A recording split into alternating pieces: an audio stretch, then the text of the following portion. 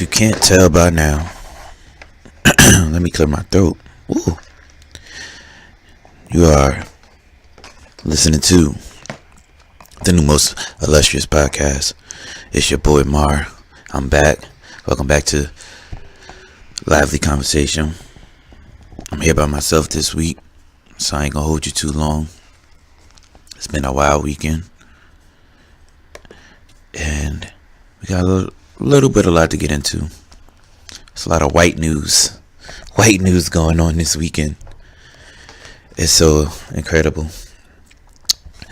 But yeah, over the last week, I've just been watching the news for once consistently, and it's just been crazy. I mean, whether you're watching entertainment news or you're watching the regular news, you're looking at white people right now like, yo, I understand Trump is in office, but y'all are taking this a little too far. Like, going over the hill with the wild shit. It's crazy. I know y'all seen that video with the Waffle House shooting, where the brother saved a few people's lives and a couple of other lives got lost. It's crazy out here. And I don't know how the dude got away or they said he hid for 32 hours or something like that. I gotta double check that. But that's crazy. I'm like, yo, who goes to Waffle House to shoot somebody in a non-domestic situation? I mean, I don't approve of it either way, but you just gonna wake up like, instead of pancakes and some grits and eggs, I'm gonna just go shoot up the Waffle House. I'm sick of niggas, or I'm sick of whoever. Whether you anti-government or anti-whatever you are, you go to a place where people go to eat with their family, their kids, and you shoot it up to prove a point of what? It's crazy out here. I just don't get it. Then it's like they're not really talking about it because, they don't want to discuss everything. They putting the brother on TV like, oh yeah, you're a hero and all this other stuff. But if he hadn't snatched that gun and threw it across the room, and he had put the gun on that man, by the time police would have came, he probably would have got shot because they would have thought it was him shooting the place up, which is a little ridiculous because, we don't step into that lane. But you know how the police think, and most police think, and I don't understand how every time it's a active shooter situation, these white people white males mostly. It's mostly white males. So let me not say these white people, but mostly white males. And don't think white females is about to get excluded because we got a whole lineup for them in the next few minutes. But I don't know. Like, they like to make excuses for these white males and say, hey, he's something wrong with him. He's by himself. He's a loner. And then you get his family on TV and try to get all these sympathy tears from people like he was going through a rough stage in life. He was just trying to prove a point. He had an agenda, or he was mentally ill, or he had a hard life growing up.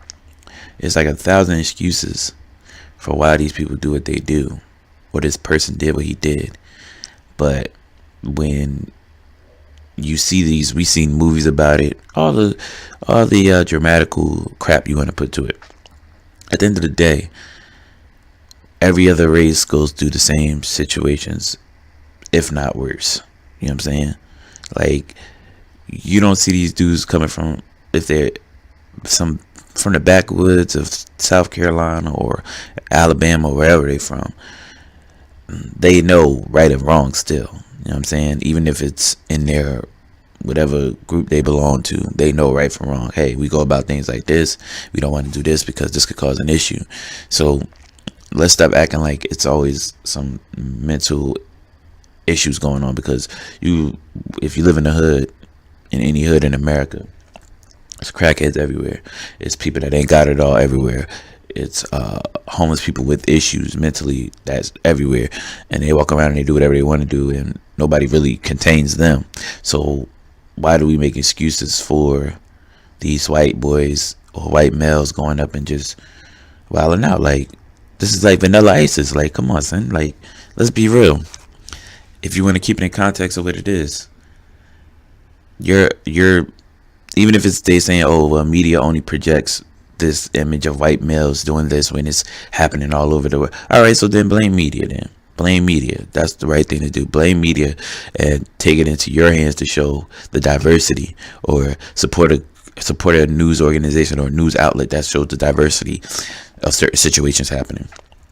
But at the end of the day, this is what's been going on forever. If you're from the hood, if you're from where your neighborhood is mostly of, black or Spanish or, urban culture, like, what I'm saying? The urban culture is just, we ain't saying fuck the police because we don't like police. We saying fuck the police because the police be the main motherfuckers fucking with you. You know what I'm saying? You don't see the fireman fucking with you. You ain't never see a fireman come to your house and say, hey, nigga, don't smoke them cigarettes. Your house is going to catch on fire. No. You could sit outside and literally get into it with a cop. When I was younger, I wasn't a bad kid. I wasn't around a bunch of bad kids. You know what I'm saying? We were semi-decent. I was disrespectful more than anything. You know what I mean? I didn't take shit from anybody, whether you was an adult or not. I didn't care. Like, you're not going to disrespect me and think I'm not going to say nothing to disrespect you back. And if it goes to throwing hands, that's what we're going to do. But it was times where we would just be chilling. And it's like, we could be on the corner of a block. We lived on a dead end. So everybody would come to our block because it's the safest place to play ball, play football, play baseball, whatever. You know what I'm saying? We could do all that because the people on our block was like, all right, we'd rather y'all be down here than be out in the streets trying to do something. But at the end of the day, when we had that privilege, you still had the cops in your face. Like, we could be standing at the corner, coming back from the store, just standing around and talking. Like, all right, the homie's about to go up the hill, or the homie's about to go around the corner. The ones that didn't live on our block, we're just, piecing out, whatever. And it's getting a little dark. You see the cops roll by, they looking at everybody in their face. Like, bro, like, what you looking at? Like, come on, son, it's not even that serious. What you looking for somebody? Then they'll stop by, then they'll come back around the block. They still see us out there. Hey, can you guys get off the corner? Like, bro, we not selling drugs. We out here just dribbling the ball, talking. Like, oh yeah, it's too much. It's causing disturbance. You know what I mean? It's people driving by here because we live on a main. We live right on the main street. Basically, when you come off my block, it was a main street that goes through 3 cities. Not even, well, 1 city and 2 other towns, I should say. But at the end of the day, like, I understand it's a main street. But when people drive through here, whether white, black, whatever, conservative, or, wealthy, or whatever your background was, when you drive through here, you're driving through a neighborhood. So, like, you should want to see kids chilling on the corner, playing ball, or whatever the case may be, as long as they're not interrupting traffic. Why are you causing a disturbance? But when we go to the suburbs, I see the white boys, they, walking. It's like, it's the suburbs or whatever. So, it's not that much traffic, but cars coming, they just walking, boom, dipping, walking the street. And you like, yo, my dude, like, so the light is right there, bro. You could have went to the corner and just crossed, you know what I'm saying? You bugging. Or they playing on the street, playing tag or whatever they doing, trying to be funny to impress whoever. And we used to be like, bro, that's stupid. Like, you know what I mean? Y'all doing this shit. And we up there acting like on our best behavior because our parents tell us before we even leave the block, yo, don't go up to them. Don't go up there acting a fool, because if you go up there acting a fool, the police gonna grab you up. And it's like, my thing is, black males have been conditioned to appropriate their character to be accepted or to be presumed innocent. Like, don't act like yourself in certain places because people will assume things about you, and the characterization they put on you can jeopardize other people's opportunities, even if it's just playing out on the park, or even if it's just walking around the neighborhood. Like, you always have to critique yourself. But it's like, these white males can do what they want, and this is an example of white privilege to a degree. Like, if me and Michael, like white Mike, we're walking down the street in a suburban neighborhood, if Mike is dressed with some decently sagging pants or whatever the case may be, nobody's gonna look at him and be like, hey, pull your pants up, young man. They're just gonna look at him like, oh, he's just trying to be like one of those rappers. But they see me walking down the street, my pants sag, my shirt sagging, half a shirt on, and they might see a tattoo and they go, I better lock my doors, better put my alarm on my car because he might come back. Like, that is the key to one of the reasons why racism or the race card gets pulled consistently, because we've all been conditioned to believe that this white man is the superior and we all are chasing to get to his status, which it shouldn't be like that, because we all come from different ethnic backgrounds. We've all, in our own countries where we are from or originated from, there's a hierarchy without a white presence there. So it's just a weird thing to me that here in America, where it's supposed to be called the melting pot or whatever the case may be, that everybody aspires to be white. Everybody aspires to have that level of status that white people have. But white people have people that are ghetto, what they call white trash. They have middle class people that's just getting by, and then they have their super rich people that have generational wealth. You know what I mean? It's crazy to me. Like, we have black people that have established generational wealth. Will Smith, his family, not just celebrities, but you have people that created businesses for their family to have generational wealth.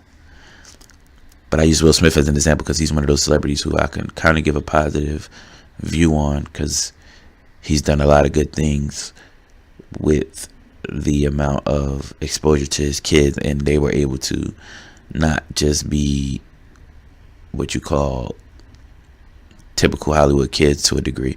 Like, they had that freedom to do whatever they wanted to do because they were backed by their parents' money. And on top of that, they took it upon themselves to be who they are, regardless of what society thinks. Even, you know what I mean? So I just had to say that about the old white privilege setup. I always figured that white privilege is something that was created, but we make it what it is because we want to obtain it. Everybody wants to obtain it, and I don't know why. Like, I don't care about white privilege. I don't care if the cops pull up on me every day and be like, "Hey, what are you doing? This, that, there." It's annoying, but at the end of the day, it's like, yo, if you doing this much for me, and you letting everybody else get away with murder or whatever the case may be, at the end of the day, you gotta face your demons. I don't. You know what I'm saying? I'm just doing what I do. But it's me going to work and you pulling me over, or me going to do something for my girl and you pulling me over, or it's me taking my daughter to my mother's house. Like, whatever you doing to try to police me and you missing out on everything else, you're going to have to face them demons one day. Like, let's say you harass me every day. You see me pull out my driveway, you pull me over. And you think like you're doing something, like, oh, I'm annoying him now. Yeah, I'm getting on his nerves. Eventually he's going to slip out one day. He's going to wild for respect, and I'm going to get a chance to shoot him where he stands, or choke him, or beat him up, or whatever the case may be. And now, in that same token, or that same time, it's somebody watching you. It's some young dude watching you. And he just watching you like, all right, yeah, whatever. Yeah, that's messed up, da-da-da. And then one day you just happen to be in a mall, or, you're at the grocery store, and you bump into this young man, you know what I mean? Not even on purpose. You might just, hit his cart or whatever. And he see you, and he recognize you, and he take it to that next level of beating the dog shit out you, or whatever the case may be. Granted, it might be wrong in the sense of, oh, you shouldn't have did that. It was a minor infraction, or whatever the case may be. That's your demon, though. That's what you chose. You put that energy out in this world. Now you're reaping what you sow, and it doesn't always happen that way. It happens in many different ways. Some of these cops, they get old and they could barely walk, and they blame it on it's the job. I walked the beat so long, my knees gave out on me, and now I'm in this wheelchair and can't really breathe too good because I smoked so many cigarettes. Like, nah, this is your karma. You put all this negative energy out here, so now you're getting this energy back, and absorb this energy, and it's going to be really painful because you deserve it. This is what you put out into the world. You put this negativity out into the world, so you're just reaping what you sow. You know what I mean? And it's a lot of cops, a lot of people think they don't get it because it's like, oh, well, he got accolades and he got honors for being such a great cop. All right, look at his kids. Some way or another, shape or form, that negative energy you put out to the world came back to you in some way, shape, or form. You know what I mean? And it was painful, probably more painful than you, might not as painful as you put out, but it's somewhere to that degree. But I digress a little bit, because now we're going to switch over to this entertainment stuff. I don't really watch, Housewives of Atlanta, or whatever that crap is, that bullshit. But, yeah, the little white girl that's on the show. Well, not little, because she's some old ass. But Kim Zolciak, or whatever her name is. Once again, pulling a race card. It's like white people love to pull a race card when it's convenient for them.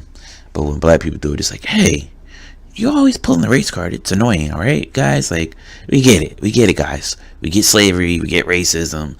It's over now. Like, her key word in what she said during this little reunion show when she walked off stage was, "You are asking 5 black women to apologize to America for pulling the race card on you." And then you in turn pull the race card and say, racism doesn't exist anymore if social media didn't happen. That theory makes absolutely no sense, because just because you can't see something doesn't mean it's not happening. And that right there shows you what a lot of white people think, especially white people that are naive and just listen to the news. If you forever in your mind,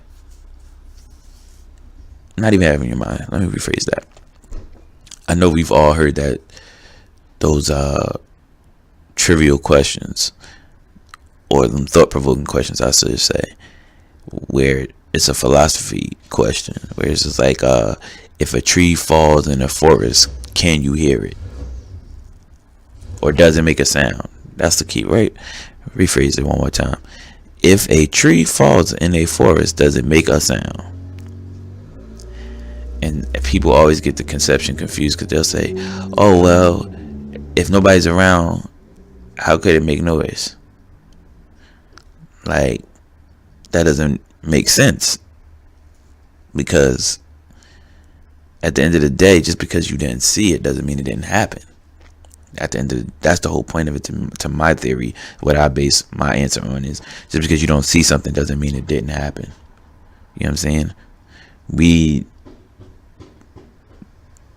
didn't see a lot of things in full force how we see it now. Like, social media did evolve how racist America is and how nasty America is, but that's the world concept. I mean, black and brown is not beautiful to the world in certain places. So for you to say something like, oh, without social media, racism wouldn't exist.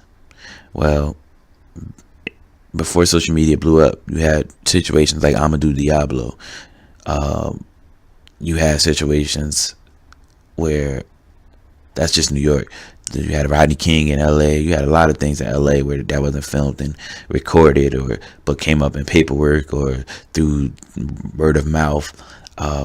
Chicago even had it before social media, where you had a detective who was messing up the paperwork to disguise, him giving guns to other gang members so they could kill other gang members. Like, just because something doesn't happen, you cannot say that. And I don't care if you want to say, like, this is my whole point to it. What she said that makes it so ignorant. You can't say something that detrimental and think that it doesn't have an effect on anybody. You cannot say something that's not fact-based like that. Like, you can argue something like, hey, Krispy Kreme donuts don't taste good. Somebody could be like, yeah, because they don't like, maybe they don't like glazed donuts. They like plain donuts, or they like chocolate donuts. And he's like, yeah, I could do without Krispy Kreme. That's an agree to disagree situation. I like it, you don't. It is what it is. Racism, inequality is something you can't debate on. These are homegrown. These are deep rooted beliefs that cause these situations. Like, if you grew up hating another person because of their color, and you go out your way to prove that to the world, you can't say something like, oh, racism doesn't exist in this day and time. When you could turn on your TV, you could ride down your street if you live in a certain neighborhood and see somebody get pulled over because they're in a nice car. Just like last week, we just talked about how a state attorney got pulled over because she was in a nice car. The 2 white cops did not know she was a state attorney, but because she was a black woman in a car with another black woman, and it was a brand new car with new tags on it, they pulled her over, not knowing who she was. And now they felt the brunt of it because she's the state attorney. So she's gonna find out what department you from, get you suspended more than likely, and you have to go to retraining again or some type of de-evaluate training. I mean, people, especially these entertainers, white, black, whatever, we shouldn't look up to them. Not all of them, at least, because you You're basing your opinion off somebody who has money. They might not even have education. They might have nothing but a simple stroke of luck of getting. It's like hitting the lotto, and your lotto just keeps coming in. Yeah, I mean, you hit the Mega Millions and you took the 20-year plan instead of the one lump sum payment for some of these celebrities. So we invoke so much love into these and iconic status into these celebrities, and it's like, yo, you're not really doing nothing. Most of them, especially reality stars, like, what are you doing? You're just on TV talking shit like everybody else. Why are y'all watching this? I see this every day. I don't need to watch this on TV. You're not doing anything special. I see hood rat activities every day when it's warm outside. I don't need to go watch this on Love and Hip Hop, but we do it. Just like I seen Kanye was over the weekend tweeting he loves the lady that be on Fox News, the black lady, Miss Owens or whatever her name is. Like, come on, it's Kanye, bro. I lost faith in Kanye once he started messing with Kim Kardashian. It was over. Once he left Amber Rose, towards the end of him leaving Amber Rose when he was drinking everywhere and he was lost in the sauce. Like, he been through a lot, and he went and got brainwashed, and now he's I love Trump and all this other crap. Like, bro, you cannot make songs like Crack Music, Jesus Walks. You can't go on. You went on TV and said George Bush hates black people, and then you tossing you love Trump, who is basically like an antichrist almost. Like, bro, like, this dude is everything that they put on black people. He is the complete total definition of that. He's ignorant as hell. He thinks because he got a little bit of, not a little bit of money, but he got money that means something. He's not self-made at all because it came through his father. That's the only reason why he got this money.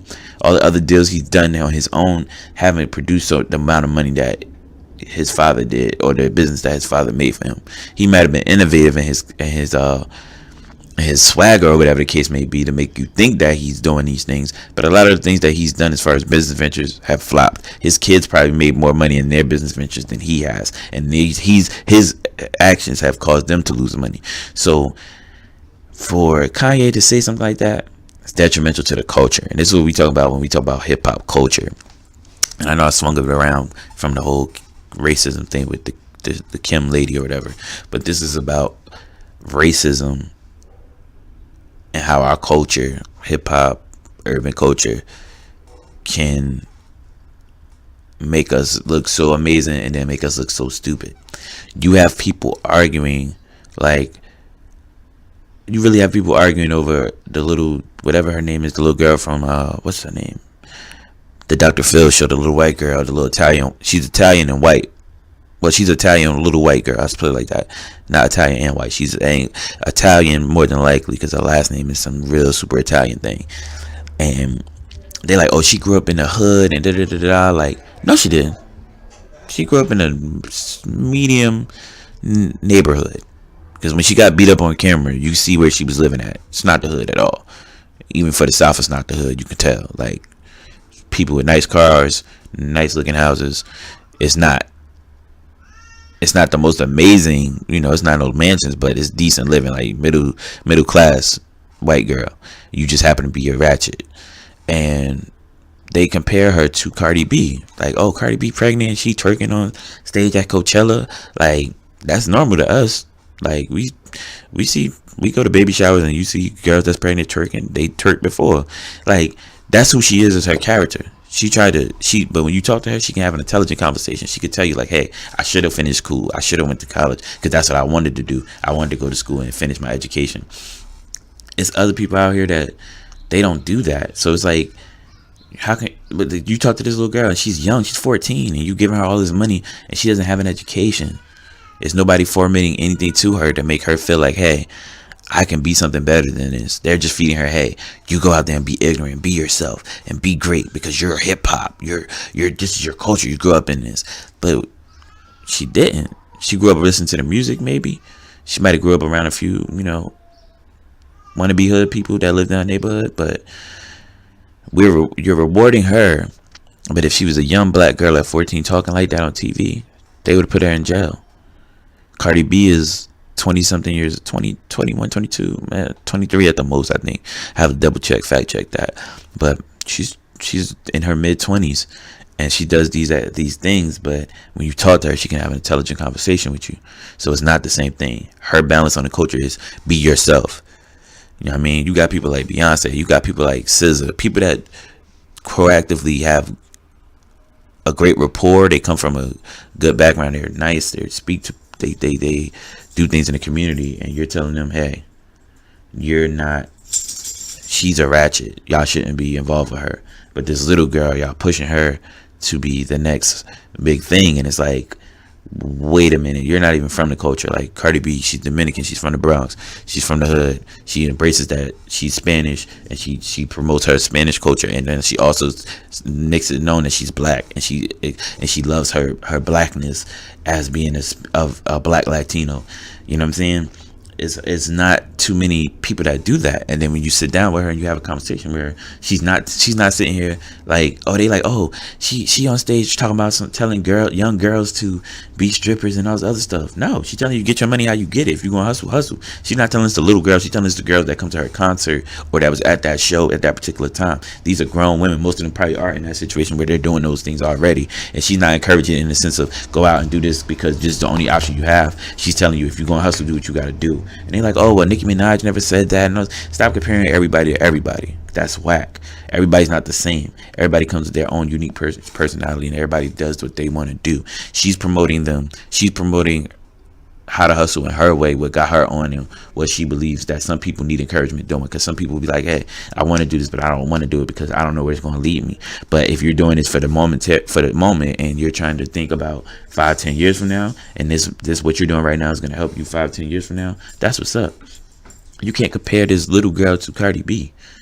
Like, this little girl is misguided. Nobody's sitting here telling her not to do these things and not be ratchet. And I give her respect for the simple fact that she is who she is, because when you see her, you know what I mean, out or whatever, she tries to not be so ratchet. She tries to be calm and say what's up or whatever. And there's people that approach her, like she got into a fight with some other white girl that's trying to be hood, and little Asian girl, I don't know the little Asian girl name, but she was up there cursing. Wow, and she's 9 years old, and nobody ain't saying that's disrespectful. Everybody's like, oh, it's okay. You know what I mean? She's just embracing the hip hop culture. But if she was 9 years old and black, where are your parents? I bet your father's not around. Nobody's policing these kids from other cultures that come into that grow up and they embrace hip hop, and it's okay because it's hip hop. They could do that because they young white kids, and they're just trying to adapt to something. They're trying to be rebellious. Okay, so that's acceptable. But when it's young black kids being rebellious because of the culture, this is the hip hop, this is what they into. No, they thugs. This is wrong with these rappers. They promote this thug life stuff, and it's stupid and ignorant, and it's gonna end up getting them killed. Well, why is it not the same for white people? You know what I'm saying? Like, this is all basically mixed into the same pot. Since they want to call America the melting pot, how they view culture is, as long as it's white people involved in the culture, it's acceptable. When the culture is not accepted by white people, it is wrong, which makes no sense. But that's the way it is if you really look at it. When you see white artists come out, they get love, especially when they're doing something different. Adele can sing. I give that to her all the way. No shots at her, but a lot of her songs, Jill Scott can sing. Fantasia can sing. There's a lot of artists I can name that can sing songs that she done sung, and no, they don't get near the accolades. If people don't remember the 90s, I grew up in the 90s, so the early 90s, I was young, but Mary J. Blige in the 90s, untouchable. Anything that Diddy produced to hers when he was Puff Daddy, untouchable. You could play Mary J. Blige's whole first album, whole second album. Everybody be rocking right now. If that junk come on the radio, let you hear that, hey, you gonna get up and start dancing. Know what I'm saying? And nowadays it's like, oh, Katy Perry. Like, what? Like, bruh, she's corny. Taylor Swift, corny. Taylor Swift is the antithesis of corny. Trash. I've never listened to one of her songs and been like, yo, this is dope. I gotta listen to this again. And it's not even because of who she is. It's just the songs is trash. Oh, she makes songs for teenage white girls and that's going through stuff in school and you're picking on her. No, it's trash. Let's be honest. It's trash. You can have that trash. Wrap it up, throw it in the garbage. Because it's trash. But I digress. You know what I'm saying? Because I don't want to make it sound like I'm bashing any. I'm not bashing their culture. I'm not bashing pop music. But let's be honest. Like, people get accolades because of the color of their skin and what they do to the culture. Kendrick, only reason why they support Kendrick is because weirdo white kids love Kendrick. Weirdo white kids love Kendrick. So if you're a educated white person and you hear your son listen or your daughter listening to some yeah, you like, wait a minute, what's that? Let me give it here. Let me listen to this. And then you hear him breaking down the cultural aspect of what's going on. You're like, oh wow, I didn't understand black people were going through this. But it's okay. You understand him now. Because his message is different, but similar to J. Cole's. J. Cole tell you every album. I mean, the dude he's half white and half black, but he looks like a brother. So therefore, the difference between him and Logic is Logic looks like a young white dude, and J. Cole looks like a young black man. They're both black and white. They both mixed in. Both mothers are white. Both fathers are black. The difference is one looks white and one looks black. And J. Cole is accepted in a lot of cultures, especially mainstream white kids love him, and because they don't listen to everything that he's saying. He's spitting knowledge to these young black kids, and it's young black kids, they mixed into this trap culture, so they don't really care. They don't care what J. Cole's saying. He telling you from the rip, like, yo, I know what it's like to be 18.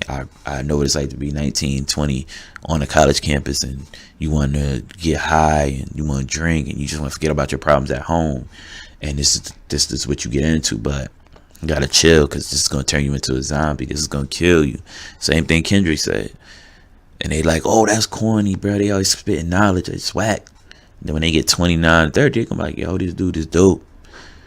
Like, I understand the whole the little pump and all that culture. Like, yes, when he was 18, 19, that's all you wanted to do. Like, just have fun. You didn't want to have to worry about going to work or papers or whatever. Like, you just wanted to have fun. You wanted to embrace the culture of fun. Not even hip hop, just fun in general. Whatever fun was, you wanted to be a part of it. But it's weird because it's like, yo, J. Cole, that just dropped the album this weekend, and the album was dope. I liked it. He always do, basically solo projects for the most part. And I'm like, the dude is spitting, dropping knowledge. Like, he's telling you both ends of the story. Like, hey, you might think I had it good because I came from this, but I didn't. You might think I had it bad, but it taught me how to be this person. Like, there's so many levels to the music, and even if it's not lyricism to a degree, it's still healthy. You know what I'm saying? It's like it's a dialogue. It's a conversation about being in that mental state where you're like, damn, this is like, it's hard, but it's not that bad. It could get better. You know what I'm saying? We're gonna get somewhere before we get nowhere. And you need that in the culture. Like, you need that. We need that mix of, all right, we need them little yachties talking that bull or whatever, just rapping about whatever, mumbling, cool. But we also need the culture itself to have that balance of, hey, you listening to this real hip hop, this something that you can connect on when you're in a room by yourself, and you walk in the park and you just need something to motivate you to just clear your mind. You need that both ends of the culture. And it's funny because when he made a song about, like, he did a little diss to the little rappers, but he didn't diss them too hard, because he told them, like, yo, I ain't trying to play you out. I understand, like, you rapping about the culture, but I understand also that, you know what I mean, when you grow older, you gotta survive this. So yeah, you might not be doing these pills, and even if you are doing these pills, take care of yourself now, because when you want to make it to 25, you want to make it to 30, you don't want to die because you overdosed. You know what I'm saying? And that never used to be a worry in hip hop. You know what I'm saying? It never used to be a worry in hip hop about overdosing. Like, hip hop was about smoking weed, drinking, having a good time, whatever. Nowadays, it's like these kids are so emotionally damaged to the point where it's like pill popping and, you know what I mean, lacing your blunt with pills or whatever. Like, y'all, they living so hard to die, where we had to go through a stage that we just came off everybody dying because of cocaine and drug wars and civil rights. And we grew up after that era. You either had your grandparents who survived the civil rights, or you had your parents that survived the crack era.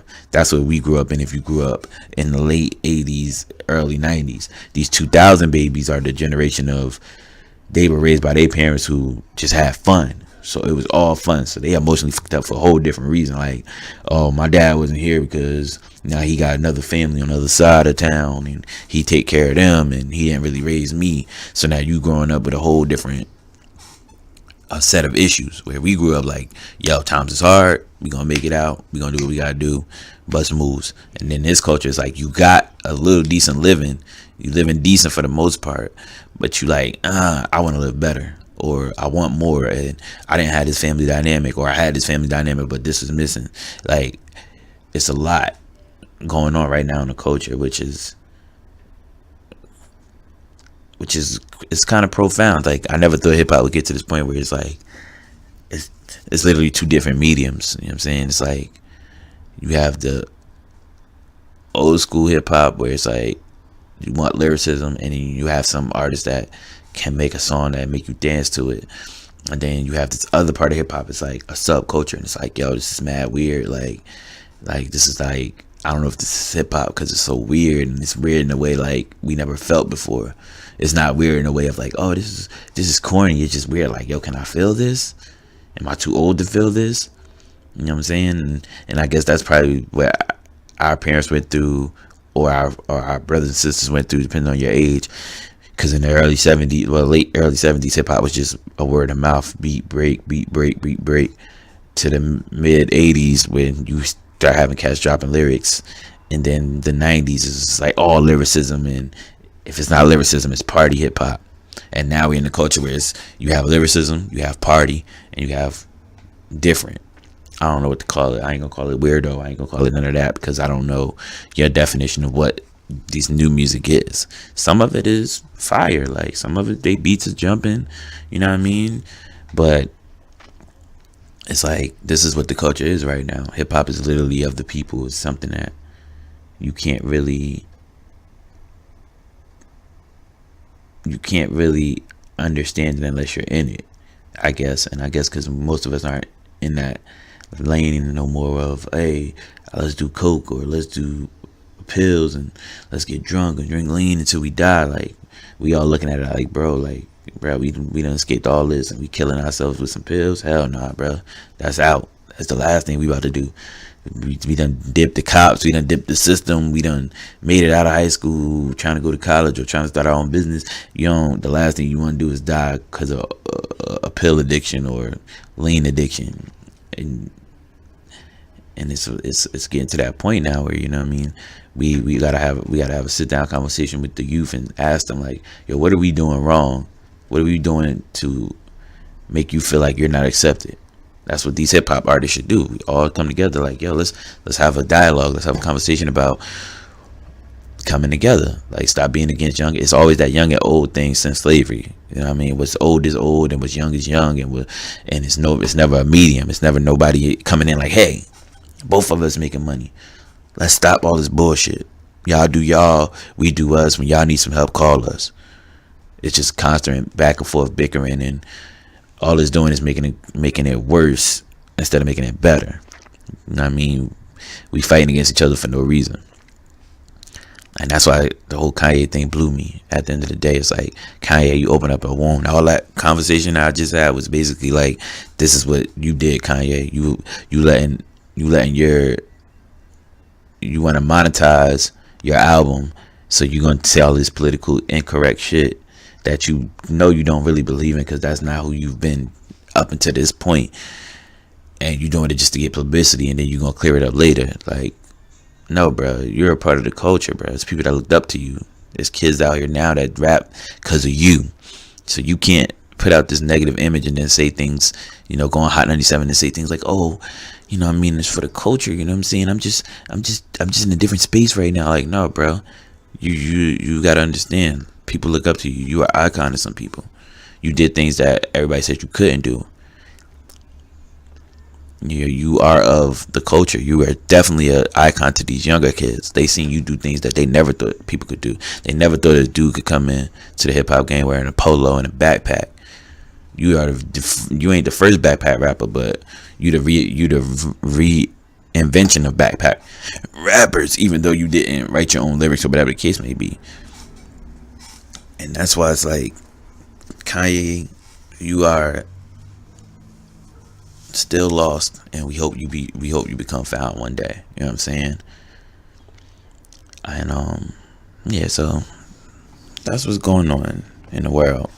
Also, I had some little white girls on Instagram and Snapchat going in about what was it? She went in with the Lil Dicky song saying nigga or whatever, and white people, one of the white girls, one of her sorority sisters was like, that was in the video, was like, oh, if you don't like her apology basically was, I don't care who's offended. If you're offended, stop watching my shit, basically. That's cool. That's how you feel. But no, you could say, like I said, I'll say it all the time. White people want to say nigga. They've been saying nigga there for the last however long. Nigger, ER, or nigga with an A. You want to say it in the privacy of your home, by all means, go ahead, do what you do. That's your home. I can't tell you what to do. You want to say it in the video, go ahead, do what you do. I can't tell you not to say what you want to say.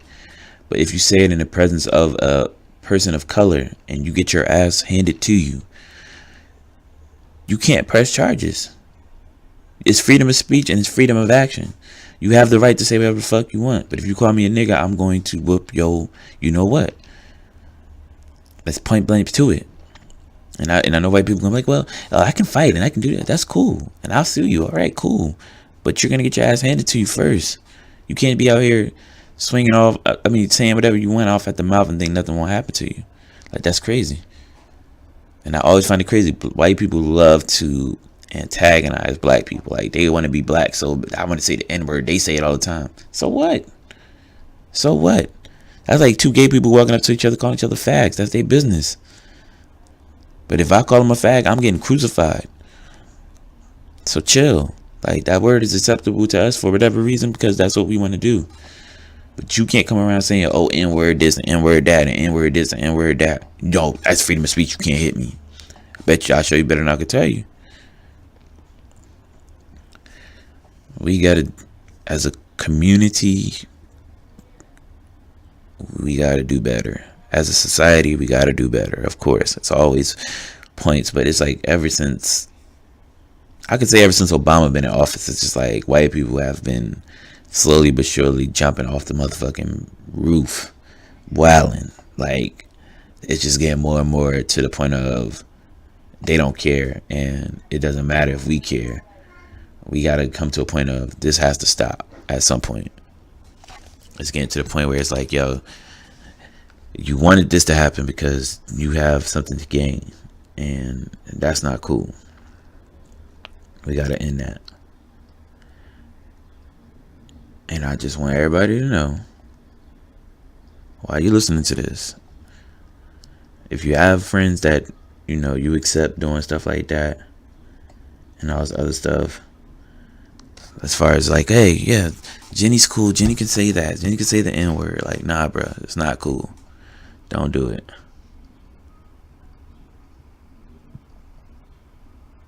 And it's like, yo, let's stop being ignorant and start being real. Like, we gotta just do better.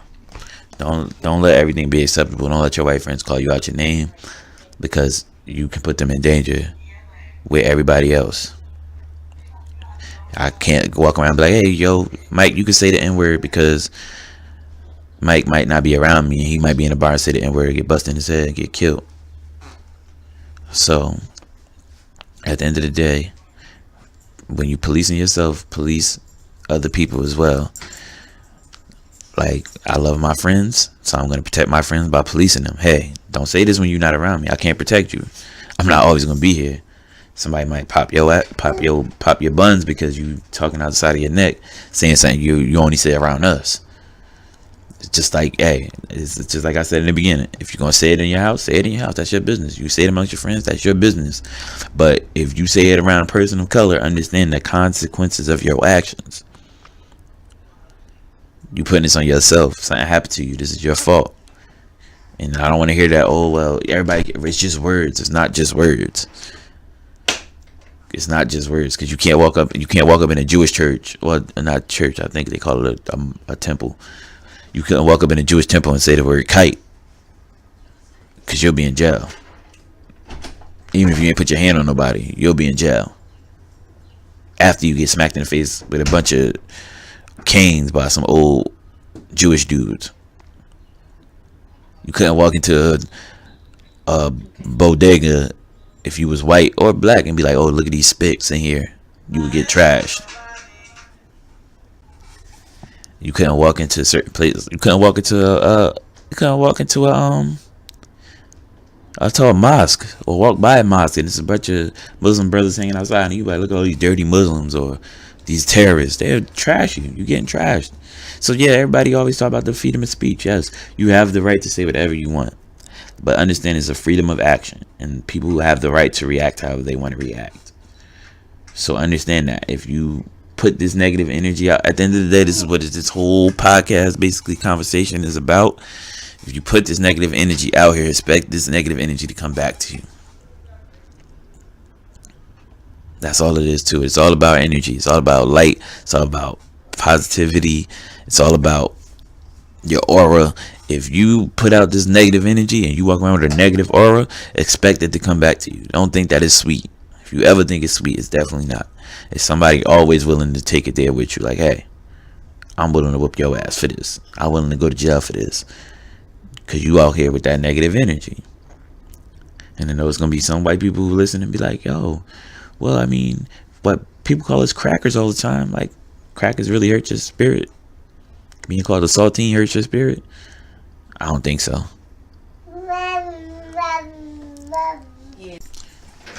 And on that note, I'm just going to end the podcast by spreading the word to keep your energy high and dilute the negative energy. Dilute the negative energy. And peace and love, everybody.